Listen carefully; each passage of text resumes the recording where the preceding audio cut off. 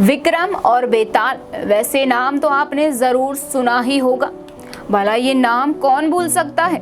दूरदर्शन पर प्रसारित होने वाले कई धारावाहिकों में एक नाम विक्रम बेताल का भी रहा है।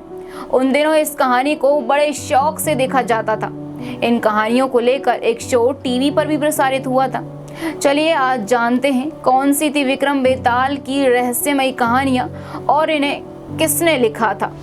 विक्रम बेताल एक उपन्यास का रूपांतरण था। कहा जाता है यह कई हजारों साल पुराना उपन्यास है जिसे महाकवि सोमदेव भट्ट ने लिखा था। इन कहानियों के मुख्य किरदार राजा विक्रमादित्य एवं बेताल, जो कि एक पिशाच है। इस उपन्यास में 25 रोचक कथाओं का संग्रह है, इसलिए इसे बेताल 25 भी कहा जाता है। इस कहानी में राजा विक्रमादित्य, जो कि उज्जैन के राजा हैं, वो किसी महत्वपूर्ण कार्य के चलते अमावस की रात के एक दिन पूर्व एक जगह पर जाते हैं, जहां वे बेताल नामक पिशाच अर्थात एक आत्मा से मिलते हैं, जिसे उन्हें अपने कार्य की पूर्ति के लिए लेकर जाना अनिवार्य है। लेकिन बेताल एक शर्त रखता है कि वो सफर करते हुए कहानियां सुनाएगा, जिसके अंत में वो राजा से न्याय के रूप में सवाल करेगा।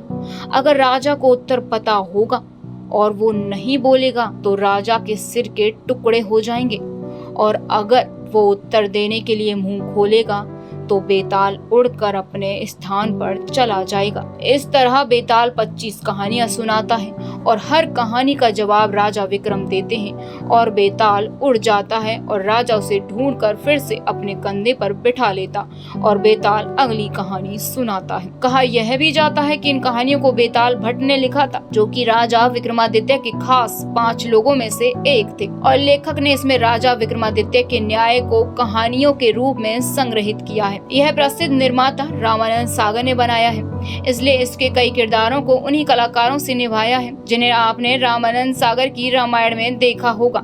इसमें मुख्य किरदार अरुण गोविल ने निभाया है, जो कि राजा विक्रमादित्य हैं, सज्जन, जो कि बेताल बने हैं, एवं अरविंद त्रिवेदी, जिन्होंने भिखारी का किरदार किया है। इसके अलावा हर कहानी में कलाकारों ने कई किरदार निभाए हैं। वैसे ये धारावाहिक 25 कहानियों पर आधारित था, जो बेताल 25 में है।